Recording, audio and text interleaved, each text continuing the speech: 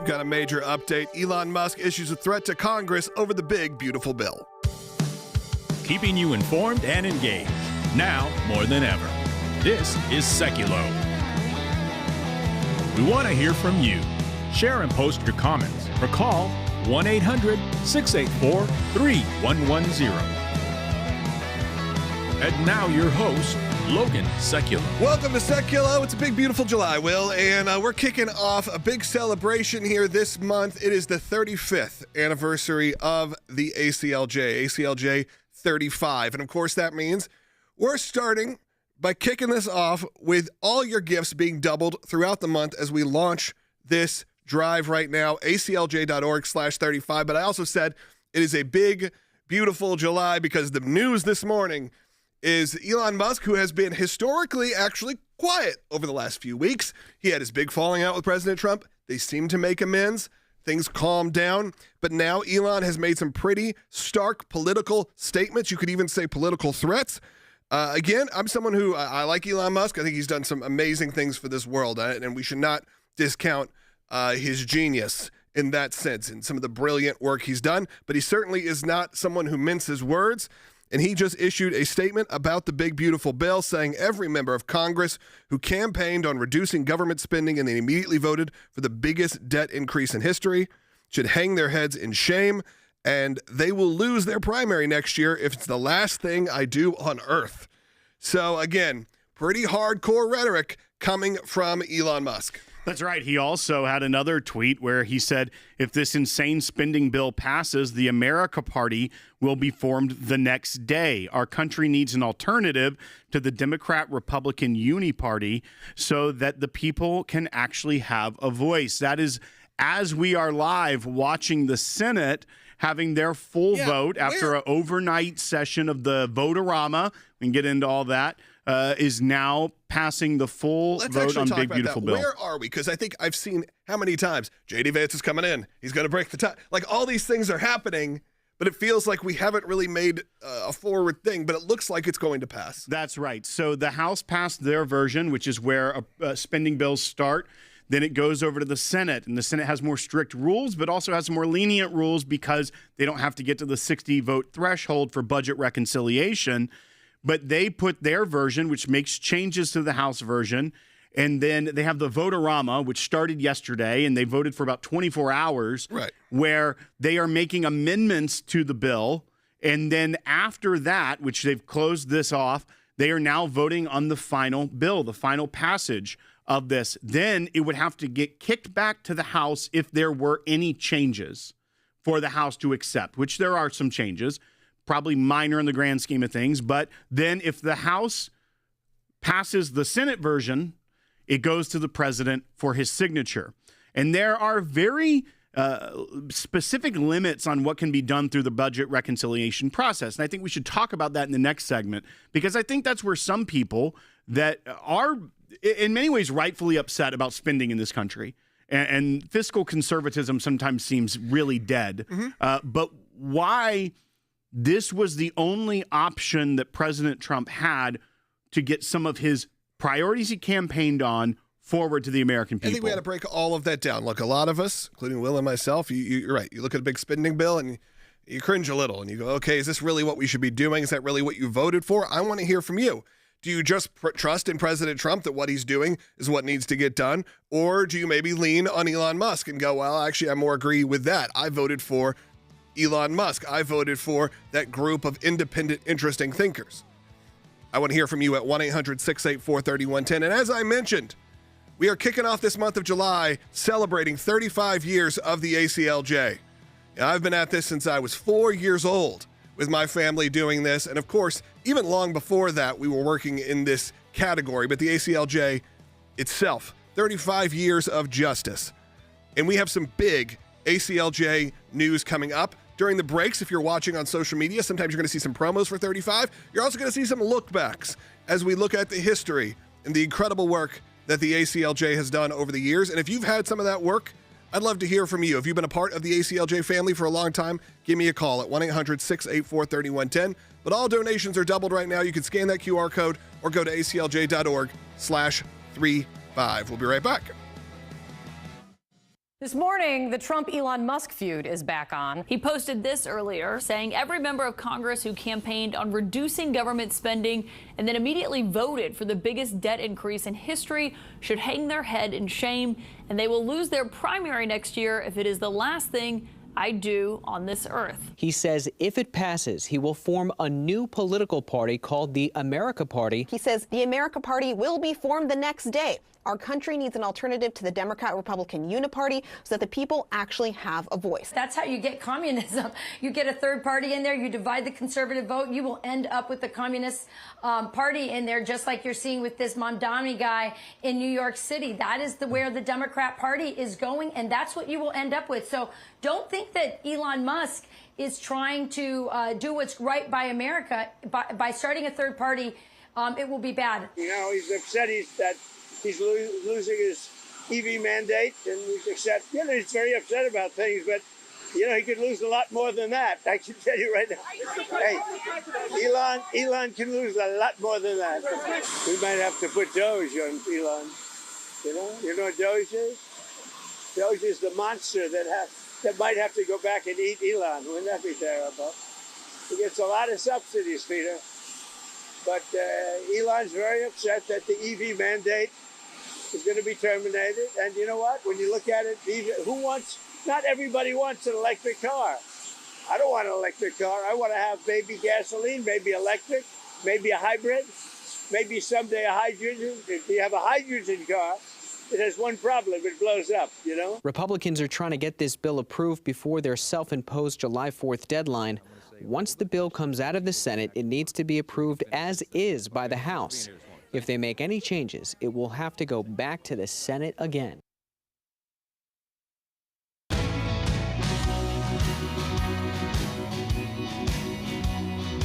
Welcome back to Seculo. Phone lines are open. There's a couple that are open still. 2 lines that are open, 1-800-684-3110. Obviously celebrating a big week here as we head into the 4th of July and the 4th of July holiday. We hope you all have a great weekend with your friends and with your family.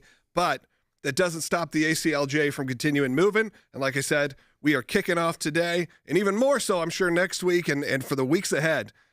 ACLJ 35, our 35th anniversary. And again, we couldn't do this amazing work without you. All donations are doubled right now and matched throughout this month, but I encourage you to do it. Help us kick it off strong today by going to aclj.org or scan that QR code. We know this week historically can be a little tough because people are on vacation. You're doing other things. Right now, though, if you're watching me, I would encourage you to do that. You could do that at any level, and we'd appreciate it. All donations are effectively doubled. Double your donation today. Let's restate what we're talking about, Will, here. Elon Musk starts making statements this morning, or really over the last day or two, saying, hey, if the big, beautiful bill passes, which it does look like it may pass, Breaking news, no, never mind. It just did. They just got to 51. Budget reconciliation in the Senate only takes a simple majority as opposed to getting to 60 votes to get over the filibuster rules. So as we are here now talking to you, we are at 51-50 with Vice President Vance casting that tie-breaking vote. So 101 votes for those of you doing simple math. That's because the vice president stepped in to cast the tie-breaking vote. Shows you how close that we are in this country, how divided we are in this country. It was a 50-50 vote, and Vice President Vance had to go in to break that tie. Phone lines are jammed. I see a lot of comments coming in about Elon Musk, even saying, what is it that Elon can even do? I saw a comment on YouTube. Well, I can tell you what he do. He's got a lot of money, a ton of money, the most money. So he can primary pretty much anybody he wants to. Now, that doesn't mean it's successful. He also is vowing to launch, I guess it would be tomorrow, the America Party, which would be a third party. Now, historically, I'm going to give a little bit of grace to Elon Musk because I think he's done things that have bucked the system and changed the world. Tesla, SpaceX, a lot of things like that, PayPal, eBay, all the concepts that he really was a part of or even created. Historically, creating a third party is a disaster in terms of never really taking off. You don't understand the machine behind it, and the machine behind the Republican and Democrat Party is so huge, it goes well beyond one person's individual wealth. Now, again, never say never. And I never say never to someone like Elon Musk. Here's the problem. He is certainly going to siphon people who are more conservatives because I believe him, Tulsi Gabbard, RFK, that group of what we said were kind of the Avengers group that came in. Maybe you call them the UFC group that came in. I believe they are largely responsible for President Trump winning his second term as handily as he did. Well, and in a congressional race, it would be a lot easier for you to start to make some waves and get candidates elected. We have third-party candidates that are members of Congress, of the Senate, that are independents, as they don't have a natural caucus within the Republican and Democrat system, but they can get elected. So could that also be different? It's someone with a lot of money. When you start pouring millions of dollars into individual congressional races, that actually can start to make a difference in those races. Then can you start to build momentum and change the power structure of the United States Congress, and then you start to see an opening for the executive branch as well. If someone were to be able to do it, it would be that method as opposed to a third-party candidate wanting to lead a new party by running for president, which is historically how we've seen it happen. But if you have money to flood these local races, sometimes you could get somewhere different. A lot of people are asking what happened to Elon. Why did he switch? There's the version probably that Donald Trump will tell you, probably a version he will tell you. He's saying it's because this is specifically what he was brought in to stop, would be something like this, a major spending bill. President Trump says it is because he is ending the EV mandate. I think it's probably somewhere in between there. And I actually think, and this is just my theory, my thought, I have no proof or evidence of this, is when you get inside that Washington machine, you realize how broken it is, and you realize that a single person cannot go do what they've been called to do because the system is bigger than them, and they will be squashed, unfortunately, if not held accountable. Well, and I think also when you talk about not understanding the machine, this process is a bad process, right? Budget reconciliation is not really how the American public should work. This isn't how we should pass these type of things. But that is the tool that is necessary to get a lot of these things through. Let's take a call about that. Robert in California on line 4. Robert, you're on the air. Hi, guys. My comment is, I love most everything that Donald Trump is doing, most everything that Elon Musk has done.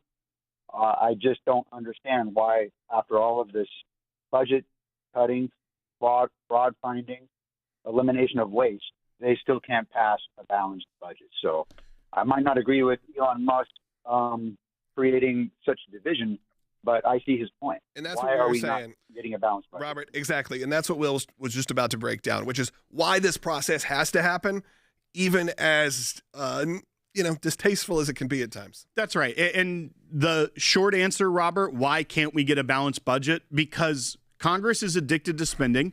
The left is addicted to spending on social programs, and the conservatives, the right, is typically more addicted to spending on defense programs. Now, there can be civil debate about that, but that doesn't exist anymore in our country. And so when you start to see this, the only way to actually get priorities through at this point is by getting around the 60 vote threshold in the Senate.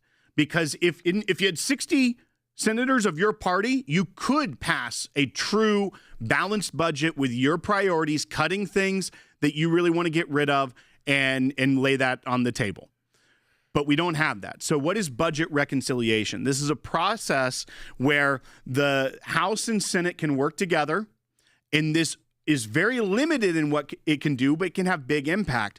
It can only affect mandatory spending. So mandatory spending aren't a lot of things that could be cut that are funded through appropriations bills. It's typically the big entitlement programs like Medicaid, like Medicare, unemployment benefits. That's why those also are the things that are brought up, because the things you can make changes to are the ones that also are kind of the most taboo for senators and congressmen to affect. Now, they can only affect three things: revenue, which is taxes, mandatory spending, which is a lot of those entitlement programs, and thirdly, they can also work on, just had it in front of me, they cannot make broad policy changes, they can also affect the debt limit. So you can't just put in an amendment that's like, I want to name something that it has to be related to spending, debt limit, or taxes. President Trump ran on making his tax cuts permanent. He ran on funding the border. So those are things that cost money on the balance sheet. The things that he really can't affect are the things that DOJ was really going after. A lot of that is discretionary spending, government contracts, things that aren't established by law. They are, and that's about 30 to 35% of the entire U.S. spending that can't even be touched by this process. So a lot of the things that are mandatory spending, they have to work within the cards they're dealt. That's why they are doing things like entitlement reform, welfare reform. A lot of the things that have to do with Medicaid are things that Bill Clinton did and was praised for in the early 90s. Work requirements for young, single, able-bodied people that could get work, not people on disability, not people that have dependents that they can't leave. This is the same type of welfare reform that President Clinton did and was praised for. And now you're seeing Democrats, because it's President Trump, saying he is going to literally kill people with this bill. So you have to work with what you're given. And that's also why it doesn't meet the priorities of Elon Musk to just slash spendings, because the things you can cut aren't things that are politically acceptable or maybe even acceptable to a broad base of people to just start slashing. And that's why we're left with budget reconciliation, which gets you to the 50-vote threshold and can pass. There you go. There you have it. Thank you, Will. You're welcome. It was a nice lecture there. It's not a good thing, though. This isn't how we should work as a country. We only got about a minute left in this segment. When we get back, we're going to take some more of your phone calls, and we're also going to give you some shocking new evidence. Like I said, we're celebrating the ACLJ's 35th, and with that, there's always some breaking news on the ACLJ front. This one has to do with that Massachusetts case. You know, we've been talking about it for upwards of a year now, and we have uncovered some new information you're not gonna believe. It shows you how the pro-choice, pro-abortion movement is so active in shutting down these pro-life pregnancy resource centers, often for zero reason. We've uncovered some major truth. You're going to hear about it coming up in the next segment. In the meantime, got a couple lines open at 1-800-684-3110. But again, as we have that major update, one of our biggest pro-life cases, you need to join with us at the ACLJ as we celebrate 35 years. Help us kick off this first day of our 35 Years of Justice campaign.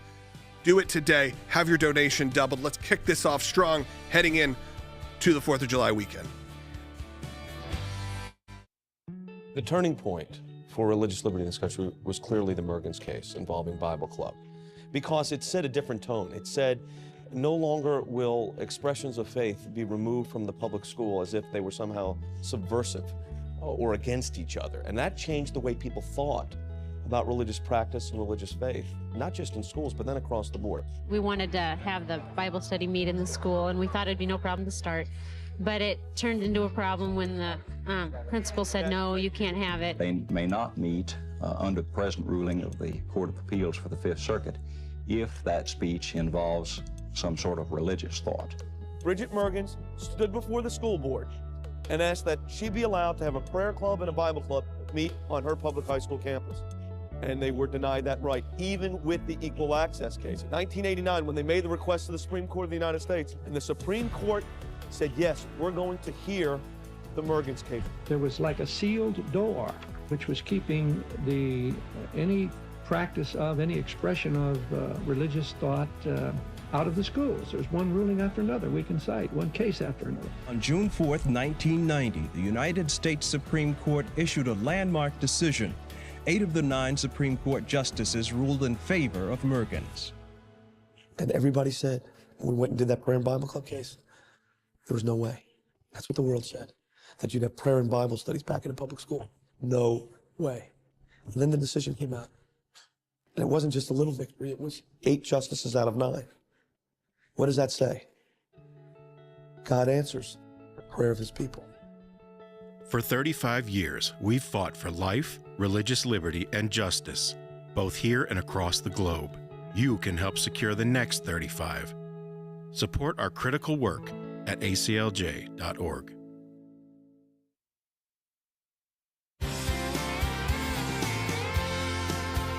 Welcome back to Seculo, again celebrating the ACLJ 35th, and I want you to join with us at aclj.org/35. You just saw one of our original cases, the Mergens case. If you were watching on YouTube or Rumble or aclj.org, you got to see a look back, a 35-year look back at one of the landmark cases that still, though it's very settled law, still we are defending that decision to this day. How often have you heard us bring up a Bible club, bring up something like that? It happens all the time.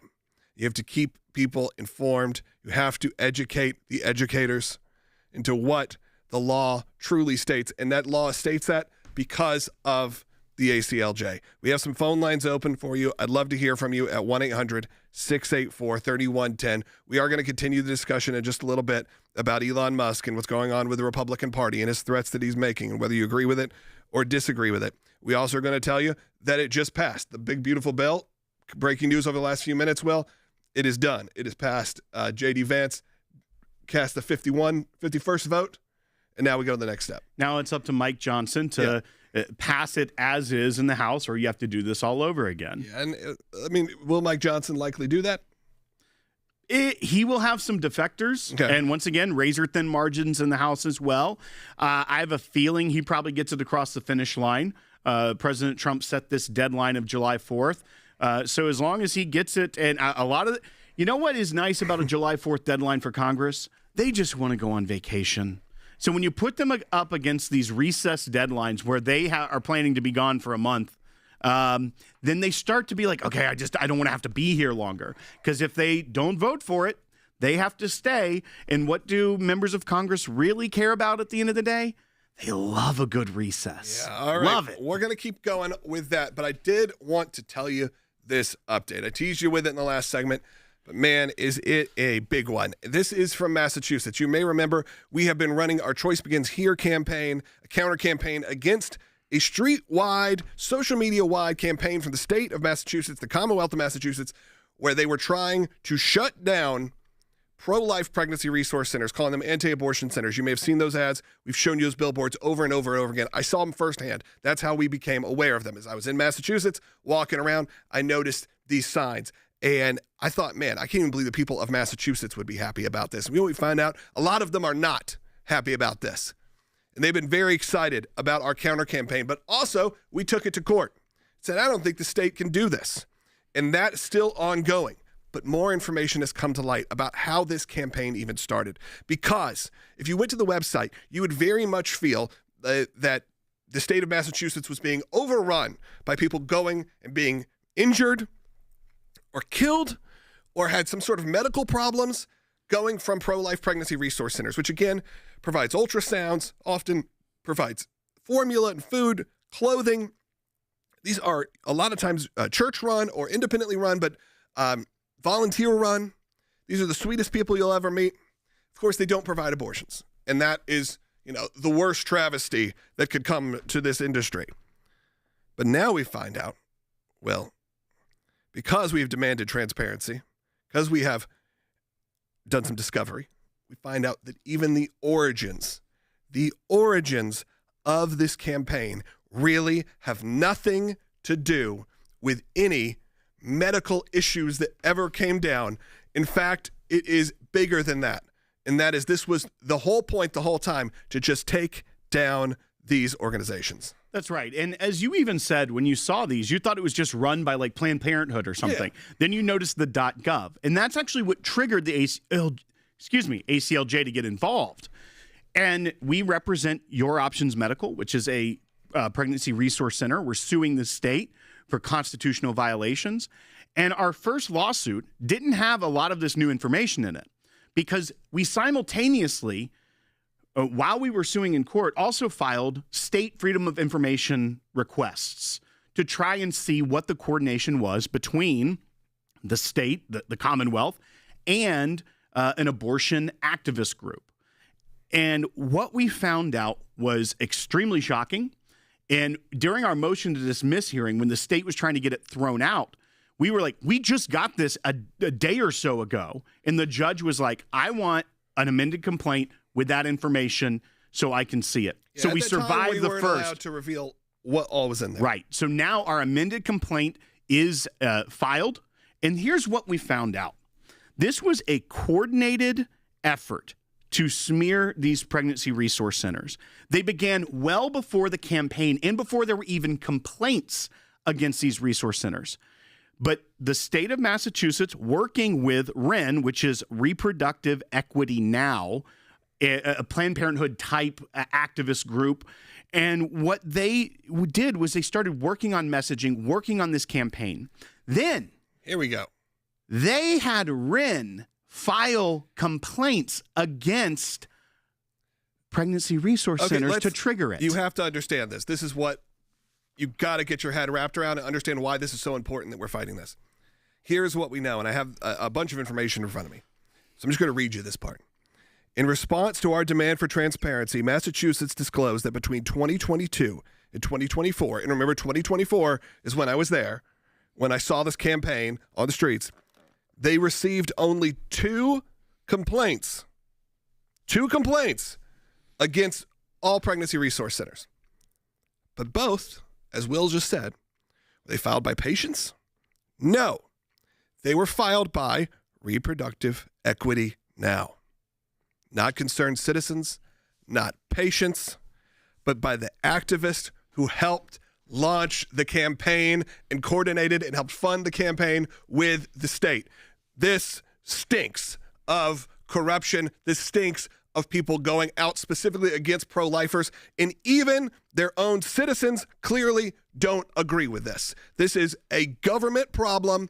This is not a people of Massachusetts problem. The people of Massachusetts are rising up and are saying enough is enough, and so are we at the ACLJ, because when this kind of information gets exposed, and I know it's not the most savory to understand that your state may be doing this kind of mistreatment to pro-lifers, and not even pro-lifers. Let's back it to pro-life pregnancy resource centers, where a woman can walk in without pressure to get an abortion, which is what happens when they go to a Planned Parenthood or any other place like that.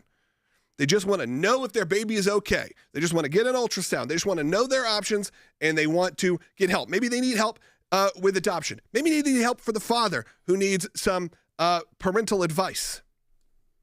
No, they want that shut down, because what it doesn't do is fund big abortion. And of course, the ACLJ has been on the front lines of this for 35 years. That is why the ACLJ is there. And now that we have this information, I mean, I can't say one way or the other how a court is ever going to rule, specifically in Massachusetts. But you know the truth now, and you know the facts. Logan, we've got a lot more on this. I think we can spend more days uncovering what we've found. But here's one thing that's fascinating to me, because it's almost like they took a play out of the playbook of Crossfire Hurricane. Because one of those 2 complaints that Wren filed, it wasn't based off even someone that came to them. It was based off news articles. And when we went and looked at the news article that they used and cited in their complaint, who was a source? Who was a quoted person in that news article? Wren. So they talked to the press. The press Quoting wrote themselves. a story. Then they used that as a basis to file the complaint to trigger Massachusetts to put forward this campaign that they'd been working on all along. It's like Crossfire Hurricane, but now the abortion lobby is trying to use it to silence the voices of pro-life Americans and those that want to help pregnant mothers. Look, we only got 15 seconds left. We're going to continue this discussion. Also stay on hold. We're going to talk about Elon Musk and everything that's going on right now. But we have a second half hour coming up. And in the 1-minute break that we have, I'm going to encourage you, have your donation doubled today as we celebrate 35 years of justice at the ACLJ. In the wake of the Hamas terror attack on Israel, the American Center for Law and Justice acted swiftly to support the victims and their families. Our team stood side by side with some of these hostage families on Capitol Hill and at the European Parliament, helping them share their personal stories of this living nightmare and appealing directly to lawmakers and world leaders to intercede for their loved ones. Thanks to international and domestic pressure, as well as legal efforts such as ours, approximately 158 hostages have since been returned to Israel alive, including a young mother and her 3 children directly represented by your ACLJ legal team. But the nightmare isn't over. As of the latest reports, Hamas still holds around 58 hostages. 2 of them are remaining clients. We will not stop until every hostage is freed and the terrorists responsible are held fully accountable. Keeping you informed and engaged, now more than ever. This is Seculo. And now your host, Logan Seculo. Welcome back to Seculo. This second half hour, we're going to, if you have a question about the case we just were discussing in Massachusetts, I'd love to hear from you on that too. 1-800-684-3110. We are going to pivot a little bit back, and Rick Grenell is going to be joining us in the next segment because we were talking a lot about the threats coming in from Elon Musk. And again, I don't say threats in some sort of derogatory or fake way. These are some of the comments that he said. Every member of Congress who campaigned on reducing government spending and immediately voted for the biggest debt increase in history shall hang their heads in shame, and they will lose their primary next year if it's the last thing I do on earth. And again, President Trump then hit back on Musk and Doge, so kind of reigniting that fire, if you will. Let's take some phone calls because I want to make sure we have time to get to some more later on. 1-800-684-3110 as we kick off the ACLJ 35 anniversary, aclj.org/35. It's 35 years of justice drive. Be a part of it. I want you to kick off today huge. Let's break some records today. It's tough. It is 4th of July week. We understand a lot of you are on vacation. A lot of you are listening in your car right now. Maybe you're driving to the beach. Maybe you don't want to hear this right now. You're wanting to relax, chill out. I get it. But we need your support. So right now, look, I won't ask you again today if you make your donation. Okay, today. Okay, after the next half hour. I'm going to ask you a couple times this half hour. Right. Then, you know what? I'll leave you alone for 24 hours, 23 hours. Give us a donation. Know how much it means to us. Let us show our team at the ACLJ and let us show our group here that you are behind us. We really could use your support.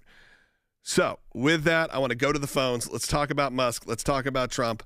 Let's go to Michael in Florida on line 3. Welcome. Gentlemen, let me be one of the first people to say about the passing of the big, beautiful bill. Yes. And then secondly, Paul Bearer. When it comes to Elon Musk, his contributions to America is nothing less than historic. Sure. But when it comes to this particular bill and when it comes to this particular Trump administration, he's doing... Oh, we lost him. If you call back, Michael, we'll get you back up because actually I don't know what happened right there. But what he was saying was he didn't like what he was doing. We did not cut you off, Michael. I promise you. That was some sort of, I don't know what happened there, but he just hung up. His line dropped, yeah. His line dropped. When was the last time you heard a dial tone? About 15 seconds ago. Okay, before then. Yeah, couldn't tell you. Yeah, I mean, years. Years. Maybe like in a hotel. That would be it. You still using the landline in the hotel, Logan? Well, sometimes you got to get some room service. But does it automatically go to dial tone? I don't know. You're asking too many questions. Well, you asked me when, so I had to push Phone back. lines now are open, 1-800-684-3110. But what he was saying was, look, we can't undermine all the incredible work that Elon Musk has done, but he doesn't agree with him. Look, this was sort of the risk when you put non-Republicans in the Republican Party. And look, you could say that's a risk for when you're dealing with people like our former colleague, even Tulsi Gabbard, or you're dealing with RFK Jr. Right. These are not Republicans in the traditional sense. And yes, MAGA has moved beyond that, but that doesn't mean there's not a backbone of traditional Republicans that are still wanting the process to continue. And if you lose Elon and you lose some of these other names, then that changes aggressively back to the old days, if you will. And again, I'm not telling you whether that's good or bad. I'm just giving you the honest assessment. Well, and part of the problem, once again, is that there are more than half of Congress that don't want fiscal responsibility. Being a fiscal conservative, especially these days, is a rarity. And that is what attracted Elon to many of the conservative ideals. But he's also seeing the reality that when you have to get votes, the way our system works, right now it is nearly impossible to achieve balanced budget and real deficit reduction. There has to be a change of hearts and a change of people in Congress for that to really happen. That's what I'm saying. It's the old school president still. can want it, but cannot do it on his own because who has the power of the purse? It's the Congress, not the president. All right, when we get back, Rick Grenell is going to be joining us. You know him, obviously, as a member of the ACLJ team for many years now, special envoy for President Trump, and also former ambassador, former director of national intelligence. We can't have the top of the top, people like Rick Grenell, without your support. So again, as I encourage you as we go to break, Go to aclj.org/35. Have your donation matched right now. We'll be right back. Starting July 1st, California gas prices are going up for two different reasons. First, the state's gas tax will increase by 1.6 cents a gallon to keep up with inflation, going from 59 cents to about 61 cents. Second, stricter low-carbon fuel standards, which critics say are costly and will eventually be passed on to consumers. Even oil company executives don't yet know what that will add. It's difficult to know exactly how expensive it's going to be to meet that new standard. Gas Buddy guesses a few cents per gallon more eventually, but the bigger price hike could be looming on the horizon when two oil refineries in the state, one in the Bay Area, are slated to close. And when you have less places to potentially buy from, you're always very concerned about the impact it's going to have on our buying price, which means it impacts our selling price. The University of Pennsylvania is predicting this could push prices up by 65 cents. However, a study from UC Davis shows much less. It only predicts anywhere from 5 to 8 cents. Motorists say the increase continues to add to an already high cost passed on to customers. But the real question is, how soon could we see the increase? UC Davis Associate Director in the Energy Futures Program, Colin Murphy, says 65 cents is the worst case scenario. His models show it would increase by 8 or 9 cents per gallon. If the credit price spiked up to the ceiling, then 65 cents per gallon would be reasonable. A USC professor who we spoke with last month is expecting to see an increase of $8 per gallon, or paying $8 at the pump, by the end of 2026. Although that expert from UC Davis who I spoke with today says that that is really a worst case scenario, highly unlikely, but of course, time will tell.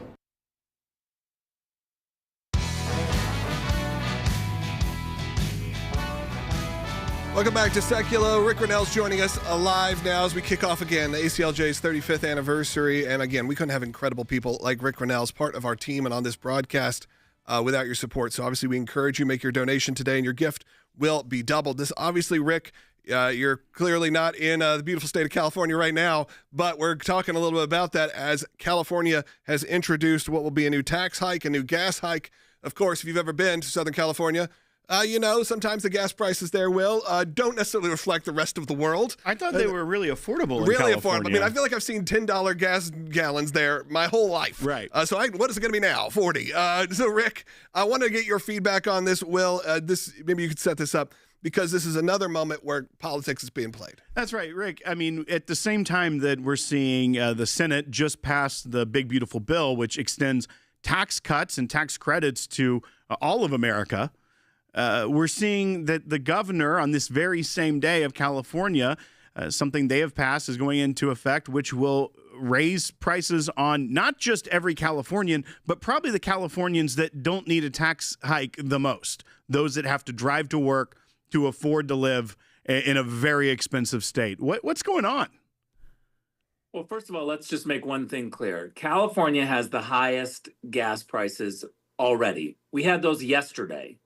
And today they're even higher. Now, there's a big debate on exactly how high, but the studies that conservatives are pointing to show that with the increase in gas tax, the increase in regulatory frameworks surrounding cars, and all of the other things that the governor wants to do when it comes to roads and additional funding, all of that is going to increase our gas, currently the highest in the country, by around 65 cents, an additional 65 cents. Now, the governor came back and he said, no, it's only going to be an additional 10 cents.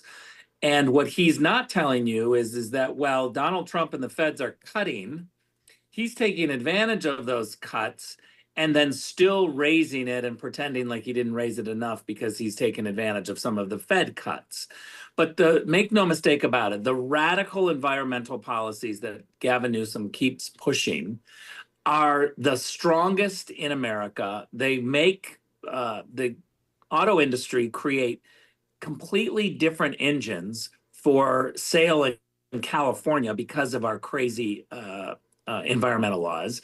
You combine that with the tax increase on the gasoline, the state tax, and Californians are paying, in terms of insurance for our cars, our gasoline to put in the cars, the highest in the country. And Gavin Newsom is left to just simply say, well, it's not as high as you're saying it is. There's no plan. There's no reverse. There's just simply more radical environmental regulatory frameworks that are costing Californians, a typical Californian, up to 65 cents per gallon starting today. I mean, I saw a lot of people in California, a lot of my friends posting, hey, go fill up tonight. Remember, get out there, go fill up. It's going to change. Because like you said, it's a few cents here and there, but that may sound like nothing. When you start adding it up, and specifically for the state, it becomes a real revenue center. What is the benefit? What are they saying even and maybe Will or Rick, you can answer this. What's the point of this? Why do it? Is it just to cause more unrest, it feels like, in California? The real answer to why they're doing it is because they're totally weak and a one-party rule in Sacramento that they can't make budget cuts to the bigger budget. What they can do is keep coming up with schemes to say, oh, we need better roads, right? Don't you agree that we need better roads? So now we got to raise the gasoline tax and the car registration tax and all of those things, to which most people who don't understand the budget process would say, oh, well, our roads are pretty bad. We need to pay more. But the reality is that somebody's just got to look Gavin in the eye and say, your budget is totally bloated. It's filled with DEI programs, waste of money, waste of regulatory insanity in terms of the regulations that keep going up, and new taxes. You've got to make a better priority funding list. Gavin Newsom is so weak, he can't say no to the left. And so what he's saying yes to is more revenue through tax increases without cutting the spending. What he needs to be able to do, and the people who control Sacramento, which are all Democrats, they just need to start saying no to these DEI programs, no to the wasteful spending, and prioritize the roads. We absolutely want our roads to be fixed, but you can do it in the current budget. You don't have to raise taxes. And that means tough choices. Every single family realizes that when you have limited amounts of revenue coming in, your paycheck is limited. You can't do everything. You can't live in deficit spending. You've got to say, okay, grocery bills go up, so something else has to fall. There's a trade-off that every single American family understands, except the Democrats in Sacramento, they don't understand those trade-offs. They just keep going back to the taxpayer to say, I need more money, I need more money. Meanwhile, their weak policies are the ones that are causing our budgets to grow. And Rick, right now there is a very big debate in the country over government spending in general and versus deficits and budgets and everything, and that's been highlighted by the big beautiful bill. You see Elon not necessarily understanding the budget reconciliation process, which is unfortunately the tool that we have to get priorities through because of how divided the Congress is when it comes to priorities of the left and of the right. But when you start to see the trickle down of what's happening in both California, you see the leading candidate, the nominee for the Democrat mayor of New York, wanting things like government-run grocery stores and free bus service everywhere. And these are real things that cost real money. And historically, the government's done such a great job of running things like grocery stores and programs. I think we can look back to the Soviet Union and see how well that works when the government gets involved with those things. But it seems like they are still looking towards that big government spending path when you're hearing from all over the country people wanting lower taxes, lower spending. And I think that's bipartisan at this point, but yet they still feel like that's the path that is going to lead them to victory. I don't quite understand it. I think it's weak politicians. We talk a lot about waste, fraud, and abuse. And this is wasteful spending. When you spend money on programs that you don't need to, it's wasteful spending. So since I'm here at the Kennedy Center, I'm going to give you an analogy of what the Sacramento politicians are like. If you've ever seen the show Oklahoma, they are the Ado Annies of Sacramento. They're just a bunch of people who can't say no. Rick, thank you so much. Will, were you in Oklahoma? I was not in Oklahoma. I was in Crazy for You. Our town. And the Fantastics. Okay. Everyone was in our town, Logan. Okay. That's a rite of passage. Hold on, wait, Rick's got something. Hey, Will, I got to tell you, I, in high school, played Will in Oklahoma. There you go. It all comes right back around. And now I'm going to be on stage at the Kennedy Center. Yeah, we're going to figure that out. It's a thing. Yeah, you'll be an understudy, but it'll be okay. We'll get you there. We'll get you in the chorus of something. Right. Rick, thank you so much for joining us. Again, as we are celebrating 35 years of the ACLJ, you've been a member of this team now for a number of years, and we can't thank you enough for coming in with your analysis each week, because it is invaluable. You're coming from a point of view that very few could, whether that is on the world stage or whether it's being a former director of national intelligence, but of course being a member of our team here. And I just want to thank you as we celebrate this month. Thank you so much. I'm so proud to be a part of ACLJ. I hope that our ACLJ family understands that we're a group that is filled with action, not just talk, and we need your help. Thank you so much, Rick, for joining us. In the next segment, we are going to hear from you. I want to hear from you as much as I can. So give us a call. We got 3 people on hold right now. We got 3 more open. 1-800-684-3110. You've heard about the monumental wins and victories over our 35 years, including, by the way, the overturning of Roe versus Wade just a couple years ago. But we still face significant challenges when it was in cause of life. Go back. Listen to what we were talking about in Massachusetts. It's wild how the abortion industry is still dead set on taking down volunteer-run, sweet people who just want to provide another option. And, of course, they have to be the big enemy. But that is why we are launching again today, our 35 Years of Justice Drive. And I encourage you to help us kick this off strong. It's a holiday week. Historically, it is a tough time because a lot of you are traveling. A lot of you are listening later on. Even if you're listening to this in a week, even if you're listening to this in 2 weeks, I encourage you right now to have your donation doubled, because throughout July, it is 35 years of justice here at the ACLJ. You heard our big updates. You've heard from some of the leading experts in the country. And now it's time for you to join with us. Help us continue fighting. We have over 202 pro-life cases we've taken on the last year. That's just for life. But I want to have your gift doubled, because right now there's an amazing group of ACLJ supporters and ACLJ champions ready to unlock their matching donation. All you have to do is go to aclj.org/35. If you're a champion, consider making a bigger one-time donation during these months. These are the big months where it matters the most, where your impact can be doubled. 1-800-684-3110. We'll be right back with your calls and comments. This morning, the Trump-Elon Musk feud is back on. He posted this earlier, saying every member of Congress who campaigned on reducing government spending and then immediately voted for the biggest debt increase in history should hang their head in shame, and they will lose their primary next year if it is the last thing I do on this earth. He says if it passes, he will form a new political party called the America Party. He says the America Party will be formed the next day. Our country needs an alternative to the Democrat-Republican uniparty so that the people actually have a voice. That's how you get communism. You get a third party in there, you divide the conservative vote, you will end up with the communist party in there, just like you're seeing with this Mondani guy in New York City. That is where the Democrat Party is going, and that's what you will end up with. So don't think that Elon Musk is trying to do what's right by America. By starting a third party, it will be bad. You know, he's upset that he's losing his EV mandate, and he's very upset about things, but, he could lose a lot more than that. I can tell you right now. Hey, Elon can lose a lot more than that. We might have to put Doge on Elon. You know what Doge is? Doge is the monster that might have to go back and eat Elon. Wouldn't that be terrible? He gets a lot of subsidies, Peter.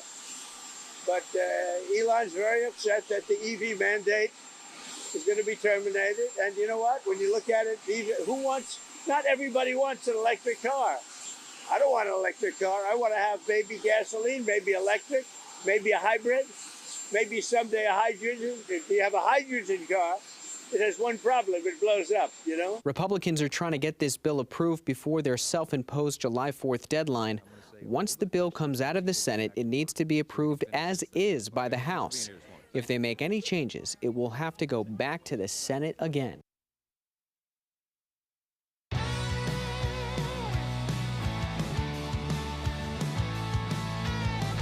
Welcome back to Seculo. Last segment of the day. As we head into a holiday weekend, I want you to support the work of the ACLJ by just simply making a donation of any kind at aclj.org/35. All donations are doubled. Let's go ahead, hit some phone calls. Some of you have been on hold for a very long time. No, I appreciate it. Matthew in Missouri, line 5. You're on the air. Hey, how are you, sir? Love what you do. Thank you so much. Now, I just want to say I'm with Musk. You know, we need a third party. We need something that's different on both the Republicans and the Democrats. You know, I like to consider myself like a John McCain Republican, somebody who's brave and willing to say no when $3 trillion. Hey, Matthew, unfortunately, I know you've been on hold 40 minutes, but your connection is just going out, and I'm really sorry about that. Look, I think the idea of a third party, fantastic. The implementation of a third party, I don't want to say it's impossible, because again, Elon Musk is the man who has done the impossible over and over again. But until, let's say today, it's just, especially on the presidential level, maybe like you said, on a Congress level, on a Senate level, on a House level, that's possible. Your local judges, whatever it may be, not judges, but local representatives. But on a presidential level, on a big picture level, it has been very difficult for anyone to get this off the ground. And it doesn't have to do with how much money you have. It really has to do with the power structure that's already set in place. Right. And Matthew, I think a lot of people agree with you in theory, but in the pragmatic nature of politics, what Logan's talking about is the difficulty. I think the closest we've seen to third-party movements in this country are the Tea Party. And obviously, this is recent history, not the entire history. There have been different political parties in the history. But modern history, third party, closest thing we've seen to it is like the Tea Party movement, which kind of revolutionized and actually was a very fiscally conservative-minded movement during the first term of President Obama. We also know that President Obama used the heavy hand of the IRS to try and shut that down, politically targeting his political enemies. The ACLJ fought that. That's in our 35 years of history, fighting for justice on that and making sure the IRS could never do that again. But you also have the MAGA movement, which was born out of that Tea Party vein, but different, and also bringing in an outsider. That is very much the closest two examples we've had to like a real third party chance at governing. And I think the issue, though, is that the Republican Party is a big tent party in practicality because it has elements of what would naturally be different political parties. You have old school Republicans that are big government in mind. You have old school Republicans that are fiscally conservative, and then you have war-centered. You have anti-war, and then you also have the more blue-collar element that has come in under MAGA. That is union workers, stuff that's never has really things been. that have aligned more traditionally with historic Democrats in some ways, blue-collar, Rust Belt Democrats. Yeah. So the Republican Party, that's another reason why it's also hard to get a lot of things done within the Congress, is because it is so diverse within the political ideology that falls under Republican. Sure. But if you fracture that, then you are handing Democrats, especially on the national ticket, victories, because people that still vote party will be fractured, and you see that not working out so well. I want to continue on, try to take the rest of the calls we can. Bobby's calling in New York. Bobby, line 1, welcome. Logan, hi, Will. Is there anything any of us can do to prevent a third party from being formed? That anything that Trump could do or you guys could do? Because if a third party is formed, the Democrats are going to be back in office, and we'll have to start all over again. So there's got to be something that can be done. And thanks very much, Bobby. There's tons of political parties. We got to make sure people know this. I mean, there are. We've even represented third parties because of Green people Party. wanting to keep them off the ballot. We believe that Americans should be able to vote for the people. There's probably of their hundreds choice. of parties. Look, when you go to vote, the polls, there's always you're Republican, you're Democrat, and then a dozen others. And those dozen others, a lot of them are funded through an apparatus, through a third party. Now, do they have Elon Musk money? No. But then once again, as I said, the money isn't everything in this. So could it fracture off? Remember, I think Donald Trump at one point ran third party, like decades ago, or considered it. Pat Buchanan, a lot of these people have run third party, Ross Perot, or they've run independent. It's not impossible. It does happen. Now, you look at what happened with Ross Perot. We're dating ourselves here a little bit now, but likely caused George H.W. Bush to lose re-election. Bobby's point there, exactly. Yeah, lose re-election, exactly your point. Fractured enough people, didn't fracture enough people to change the, to get an actual president, but fractured enough people to cause a switch in party. Bernie Sanders almost did that as well, and then, inevitably, I believe, backed the Democrat. That's what's happening, Bobby, and I don't think you're wrong to think that, but there's no way of stopping a third party, nor do I think there should be a way of stopping a third party. But the likelihood of it being successful is meaning you have a president, I think highly unlikely. But you never know. Again, Elon Musk was told a lot of things that were highly unlikely, and he has broken through, and he's someone I have massive respect for, even in these kind of moments, because he has changed the world in many different ways for the better. Let's try to hit this last call. Let's go to Melissa in South Carolina on the Big Beautiful Bill. Go ahead, Melissa. Hey, good day, you guys. I just wanted to comment that with the Big Beautiful Bill, nobody's talking about the income that we're getting from the tariffs, so it doesn't matter. I mean, it does matter that the budget's going up, but we're going to get money from tariffs to offset that. And then also just on the electricity and the EV part from Elon Musk, Daniel Turner's done a great expose on all that. People can look for that. And happy anniversary, ACLJ. Thank you so much, Melissa. And she's right, and thank you for calling. We only have about you got something, Will? I heard your lips smacking. Well, I was going to say, yes, the tariff angle, that's not accounted for by the budget, the CBO, Congressional Budget Office, nor the parliamentarian when they score these things. So that is one part of it. It won't offset all of the new spending, but those are also spending priorities that President Trump was elected to accomplish. So it is him trying to fulfill campaign promises as well. All right, help kick us off today. Make this a big, beautiful July, if you will. In the day the Big Beautiful Bill passes, how about support the work of the ACLJ? Because, look, we're not getting behind one way or the other in that. What we're saying is there are so many important issues that the ACLJ has been fighting for 35 years, some of which we have had incredible success in, and some of them time has turned against. And we need to still be there to fight for those causes. Look what's going on in Israel. Look what's going on in the Middle East. Look what's going on with the anti-Semitism. Look what's going on with the anti-Christian movements that are happening inside this country and around the world. The ACLJ is there. And within that 35 years, we've launched offices all around the country and all around the world. We can't do that without you. This show is a great vocal piece for the ACLJ. But it is not the entirety of our work by any means. I think it's incredibly important to have a media operation like we have.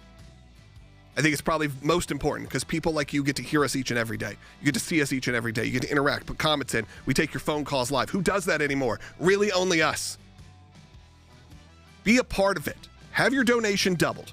We're fighting in court and we're fighting in the media. We are part of it. We have over 500,000 people on YouTube alone, and that's just subscribers, millions that watch each week, more than a lot of cable news outlets because of you.